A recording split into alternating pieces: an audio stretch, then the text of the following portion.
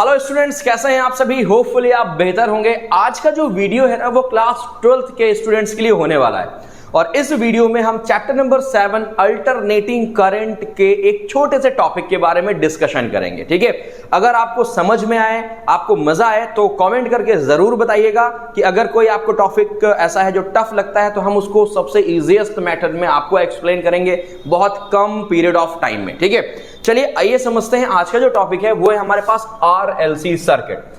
तो आरएलसी कहो या एलसीआर कहो, इस सर्किट को हम लोग पढ़ने से पहले हम ये समझ के चल रहे हैं कि आपने आर, ठीक है, प्योर रेजिस्टिव, प्योर कैपेसिटिव और प्योर इंडक्टिव जो सर्किट है वो आप लोगों ने पढ़ लिए हैं और इनके कॉम्बिनेशन भी पढ़ रखे हैं। ठीक है, ये माइंड मेकअप चल के करके मैं आपको समझाने जा रहा हूं। ठीक है, तो आओ सबसे पहले तो हम लोग एक फिगर बनाते हैं। तो देखो सबसे पहले तक हमने क्या किया, एक रेजिस्टेंस इसमें क्या किया, ऐड किया, फिर एक इंडक्टर ऐड कर लेता हूं मैं और फिर इसके बाद लास्ट में हमने एक कैपेसिटर ले लिया। ठीक है, ओके, और इसको मैं ऐड कर देता हूं कहां से, एक एसी सोर्स से। एसी सोर्स से मैंने ऐड किया और कहता हूं, और मैंने बोला कि इस एसी सोर्स की जो वैल्यू है वो है I is equal to I not sine omega T. ठीक है, ओके, जरा समझने की कोशिश करो। ये क्या है हमारे पास, ये है रेजिस्टेंस है, ये क्या है हमारे पास, ये है इंडक्टर है और ये क्या है, कैपेसिटर है। ठीक है, आरएलसी सर्किट। अब रेजिस्टेंस में करंट जो यहां से फ्लो हो रहा है कितना होगा, अगर मैं आपसे बोलूं, या फिर मैं बोलूं कि पोटेंशियल वो कितना होगा, जो मैक्सिमम वोल्टेज होगा वो क्या होगा। भाई सिंपल सी बात है, हम यहां से करंट दे रहे हैं, आरएलसी सर्किट कंबाइंड निकालना है तो हमें टोटल पोटेंशियल फाइंड करना है। ठीक है, मतलब कि इसके पास आर में जो पोटेंशियल होगा प्लस जो एल है, जो हमारे पास इंडक्टर में पोटेंशियल होगा प्लस जो कैपेसिटर में पोटेंशियल होगा, उस टोटल पोटेंशियल को हमें फाइंड करना है। क्योंकि हमने क्या सीखा था, हमने सीखा था कि अगर सीरीज सर्किट है तो सीरीज में पोटेंशियल सभी डिवाइस का अलग अलग होता है। ठीक है, तो हम टोटल पोटेंशियल फाइंड कर लें। ठीक है, जिससे हम क्या कर सकते हैं, रेजिस्टेंस का फॉर्मूला फाइंड कर पाएंगे। ओके, तो टोटल पोटेंशियल को फाइंड करने के लिए हमें रेजिस्टेंस का पोटेंशियल, ठीक है, इंडक्टेंस का पोटेंशियल और जो कैपेसिटेंस है इसका पोटेंशियल हमें क्या करना पड़ेगा, ऐड करना पड़ेगा। ठीक है, तो इसको फर्दर आगे बढ़ने से पहले चले समझते हैं कि इनमें क्या खास बात है जो आप लोग पढ़ के आए। तो पहली बात तो ये देखो बच्चों, आर में जो हमारे पास पोटेंशियल होगा, ठीक है, वो कितना होगा, वो होगा, देखो हम लगा रहे हैं Ohm's law, V is equal to क्या होता है, आई आर होता है। ठीक है, तो यहां पर V हो जाएगा हमारे पास कितना, VR हो जाएगा हमारे पास आई नॉट, भाई मैक्सिमम करंट, और क्या हो जाएगा हमारे पास, R हो जाएगा। ठीक है, ये तो हो गया रजिस्टर के लिए, क्लियर। फिर इसके बाद आते हैं इंडक्टर की तरफ चलते हैं। तो इंडक्टर में जो VL होगा वो कितना होगा, वो होगा आई नॉट, भाई करंट तो कांस्टेंट है ना, और ये हो जाएगा हमारे पास XL हो जाएगा। ठीक है, इसी तरह अगर हम कैपेसिटेंस की बात करें, VC की बात करें, तो ये कितना हो जाएगा, ये हो जाएगा आई नॉट, ये हो जाएगा XC। XC तो आपको पता होगा 1 अपॉन में ओमेगा। ठीक है, बहुत बढ़िया बात है। इनके फेज की जरा बात करते हैं, क्योंकि अभी हमें इसका फेज डायग्राम बनाना पड़ेगा। फिर हम करंट के लिए तो इक्वेशन जानते हैं, पोटेंशियल का हमें इक्वेशन लिखना पड़ेगा, मैक्सिमम पोटेंशियल। ठीक है, जरा देखो भाई क्या होता है। अगर बात करें रेजिस्टेंस की, तो रेजिस्टेंस में जो VR होगा और जो I नॉट होगा उसका जो फेज होगा वो एक ही डायरेक्शन में रहेगा, मतलब कि जो फाई की वैल्यू होगी, फेज डिफरेंस, वो क्या रहेगी, 0 रहेगी। ये तो जानते हो कि नहीं जानते हो, बिल्कुल जानते हो। इसी तरह अगर मैं VL की बात करूं, मतलब इंडक्टर की बात करूं बच्चों, तो इंडक्टर में ना जो पोटेंशियल होता है वो लीड करता है किससे, करंट से। तो ये हो गया I नॉट और ये हो गया VL, और जो हमारे पास फाई की वैल्यू आएगी वो पॉजिटिव π/2 आएगी, क्योंकि जब पोटेंशियल लीड करता है तो जो फेज होगा पॉजिटिव रहेगा, अगर पोटेंशियल लैग कर रहा है तो फिर जो हमारे पास फाई होगा कैसा होगा, नेगेटिव होगा। चलो इसकी बात करते हैं। तो आपको पता है ये और ये दोनों अपोजिट हैं जस्ट, तो इसमें अगर पोटेंशियल लीड कर रहा है तो इसका जो पोटेंशियल होगा वो क्या हो जाएगा, वो लैग करेगा कितना, π/2, तो फेज कितना आ जाएगा, माइनस का π/2। क्या यहां तक बात क्लियर है, यहां तक सब कुछ पता है आपको, बहुत बढ़िया बात है। अब अगर मैं इसके फेजर डायग्राम को बनाता हूं और फिर हम नेट पोटेंशियल इसका फाइंड करेंगे। जरा फेजर डायग्राम देखो कैसा बनेगा, जरा इधर देख लो। मान लो ये हमारे पास क्या हो गया, हमारे पास ये एक्सेस हो गई। ठीक है, कोई दिक्कत तो नहीं है, यहां पर ये एक्सेस हो गई, क्लियर। मैं ये मान के चल रहा हूं यहां पर कि जो XL है, क्या मान के चल रहा हूं कि जो XL है ना वो क्या है बेटा, वो ग्रेटर देन है XC, ये लेट करके चल रहे हैं। तीन कंडीशन हो सकती हैं, ठीक है, XL ग्रेटर देन XC या XC ग्रेटर देन XL, और या तो XC और XL इक्वल होंगे, मतलब रेजोनेंस की कंडीशन जो होती है। ओके, तो मैंने लेट किया कि भाई हम लोग मान के चल रहे हैं कि XL जो है बड़ा है XC से। तो सबसे पहले करंट ड्रॉ कर ले, क्योंकि करंट तो सबका सेम है। तो करंट का देखो जरा, करंट का जो फेज होगा वो कुछ इस तरह से I नॉट हो जाएगा। ये हो गया किसका फेज हो गया, ये हो गया करंट का, ठीक है। जरा रेजिस्टेंस के लिए बनाओ, रजिस्टर के लिए, तो रजिस्टर के लिए जब आप फेज बनाओगे तो किधर बनेगा, सेम डायरेक्शन में बनेगा। तो रजिस्टर के लिए हमने क्या बना लिया, ये बना लिया क्या, VR बना लिया, आपको दिख रहा होगा, ठीक है, बहुत बढ़िया बात है। अब जरा बात करते हैं इंडक्टर की। तो इंडक्टर में करंट तो I नॉट ठीक है, और पोटेंशियल क्या कर रहा है, लीड कर रहा है π/2, मतलब करंट से 90 डिग्री पॉजिटिव डायरेक्शन में, अपवर्ड डायरेक्शन में होगा। तो इसका मतलब कि हमने XL को देखो बड़ा माना था, तो इसका जो वेक्टर बनाएंगे वो बड़ा बना देंगे, ठीक है। ये हो जाएगा हमारे पास क्या, ये हो जाएगा हमारे पास VL, क्या हो जाएगा, VL हो जाएगा, ठीक है। वेयरएज अगर हम VC मतलब कि कैपेसिटर की बात करेंगे, तो यहां पर फेज क्या है, 90 डिग्री पीछे है, ठीक है। और हम क्या कर रहे हैं, जो पोटेंशियल पीछे, तो इसका जो फेजर डायग्राम बनेगा वो कैसा बनेगा, माइनस की तरफ बनेगा। और कैसा बनेगा, थोड़ा सा छोटा बनाएंगे, क्यों, क्योंकि हमने लेट किया हुआ है, क्या लेट किया हुआ है, हमने लेट किया हुआ है कि जो VL है वो VC से क्या है, बड़ा हुआ है, ठीक है। तो ये हो जाएगा हमारे पास VC, कुछ इस तरह का फेज बनेगा, यस और नो, है ना भाई। ये ऊपर पहुंच गया, ये यहां से यहां तक आ गया, ये बनेगा फेज कि नहीं बनेगा, ठीक है, क्लियर है, ओके। अब हमें निकालना है नेट पोटेंशियल। नेट पोटेंशियल का मतलब ये वाला VR प्लस ये वाला VL प्लस ये वाला VC, तीनों को हमें क्या करना पड़ेगा, ऐड करना पड़ेगा, ओके।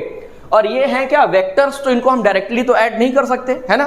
तो एक काम करते हैं, दो वेक्टर्स को ऐड करके फिर जो रिजल्टेंट आएगा उसको तीसरे वेक्टर से ऐड कर देंगे, तो हमारे पास सोल्यूशन मिल जाएगा। और फिर हम ये देखेंगे कि जो नेट पोटेंशियल है वो कितने फेज से आगे है या पीछे, क्लियर। अभी हमें नहीं पता, चलो करने वाले हैं। चलो देखो, तो एक है हमारे पास वेक्टर VL और एक है VC।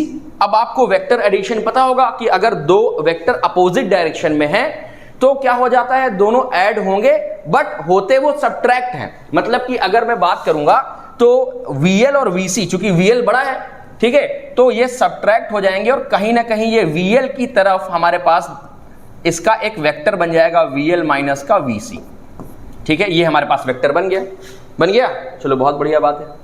अब देखो इसको हमने ऐड कर लिया, इन दोनों का रिजल्टेंट आया VL माइनस VC। अब इन दोनों को हम ऐड करेंगे तभी तो टोटल हमारे पास रिजल्टेंट आएगा। तो इन दोनों को ऐड करने के लिए क्या कोई तरीका है क्या कि हम ऐड कर दें या कोई फॉर्मूला लगा देना। क्लास 11th में आपको वेक्टर एडिशन पढ़ाया गया है, जिसमें दो वेक्टर्स को अगर आपको ऐड करना है, रिजल्टेंट फाइंड करना है, तो उसका फॉर्मूला होता था हमारे पास क्या, R is equal to root में a square plus b square plus 2ab cos theta, ठीक है। तो देखो थीटा तो यहां पर देखो 90 डिग्री, मतलब ये तो हो जाएगा 0, ये वाला पार्ट कितना हो जाएगा, 0 हो जाएगा ना। चलो आओ देखते हैं क्या होगा। तो फॉर्मूला हमारे पास क्या होता है बच्चों, जरा ध्यान दो। रिजल्टेंट का फॉर्मूला होगा हमारे पास root value of a square plus में b स्क्वायर और प्लस में 2ab cos थीटा। 11th का है, कुछ नया नहीं है, पुरानी बात है सर, क्या कर रहे हो, है ना। चलो खैर, अब यहां रिजल्टेंट क्या है, अब हमें मैक्सिमम पोटेंशियल मिलेगा ना, या टोटल पोटेंशियल मिलेगा। तो रिजल्टेंट की जगह मैंने क्या लिखा, E नॉट लिख दिया। क्या लिख दिया, E नॉट लिख दिया। और E not is equal to root value, ठीक है।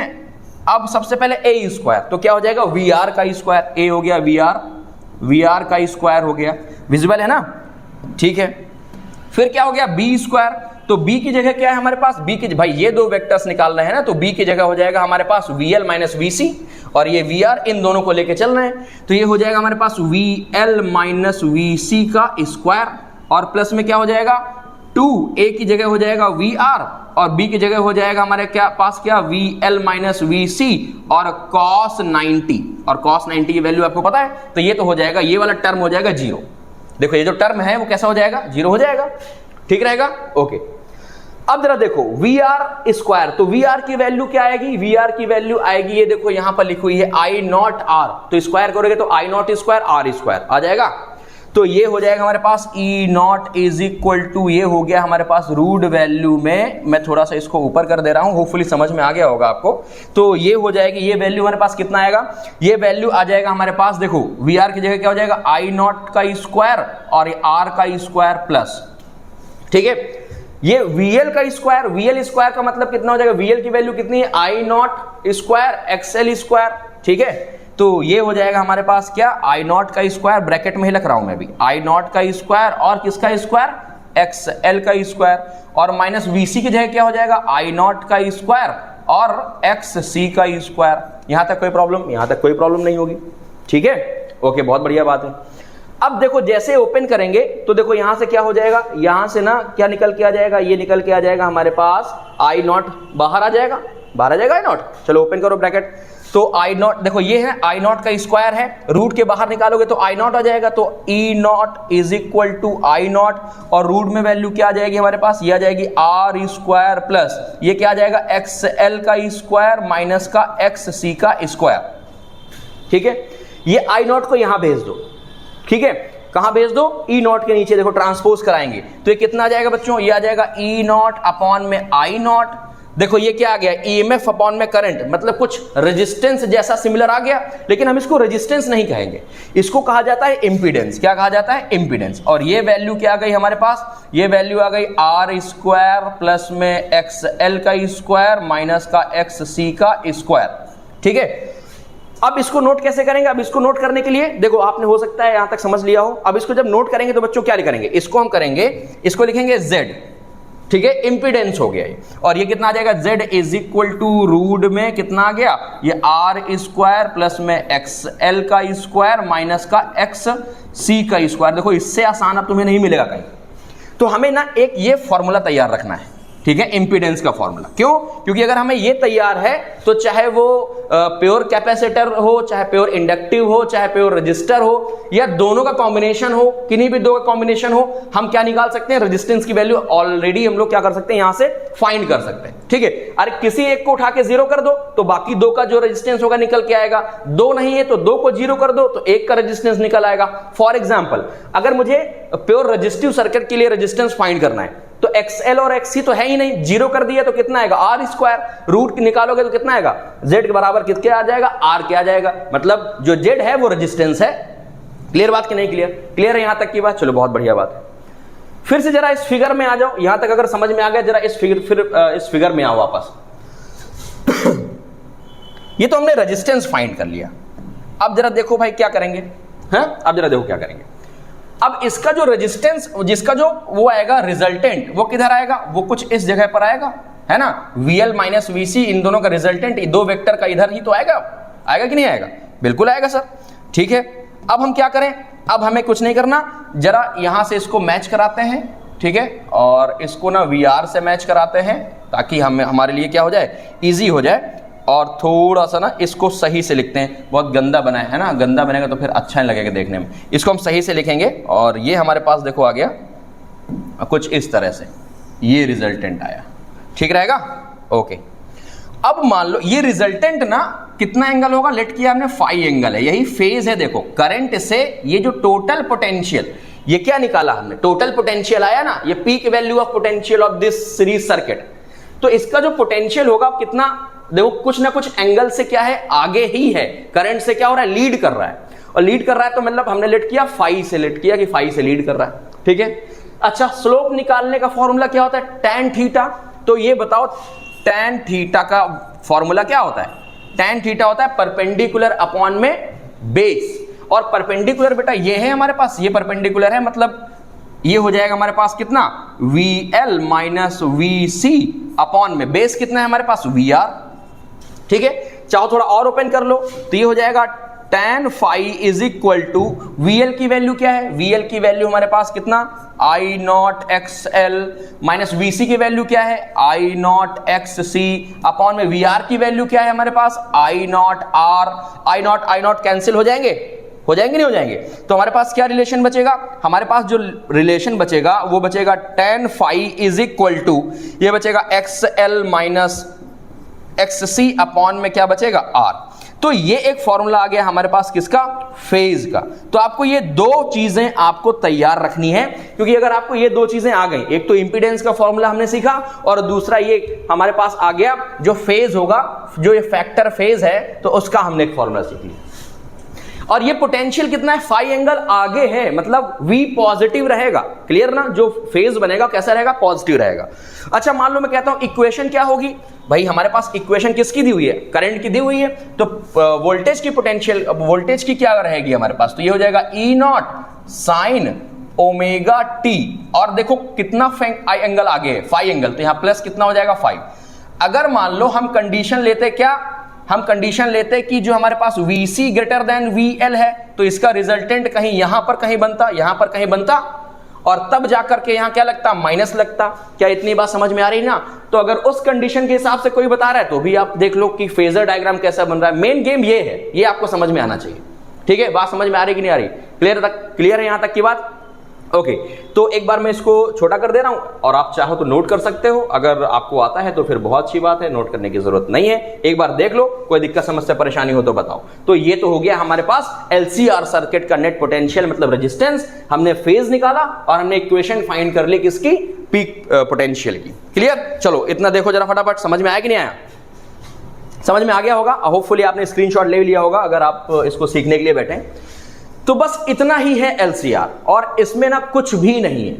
ठीक है, अगर हमने ना ये दो फॉर्मूला, एक तो ये इंपीडेंस वाला फॉर्मूला, एक हमने ये जो हमारे पास फेज डिफरेंस है इसका फॉर्मूला तैयार कर लिया, तो कोई भी दो सर्किट हो चाहे कोई भी एक सर्किट हो, हम उनकी वैल्यू इजीली फाइंड कर सकते हैं। ठीक है, चलिए तो आज के लिए इतना ही रखेंगे। कमेंट करके जरूर बताइएगा कि सर ये टॉपिक हमें टफ लगता है, तो मैं उसको आपको इजीएस्ट मेथड में आपको समझाऊंगा और एक बार में समझ में आएगा। ठीक है, चलो बच्चों आज के लिए इतना ही। हंसते मुस्कुराते और खिलखिलाते रहो। Bye bye, tata, take care.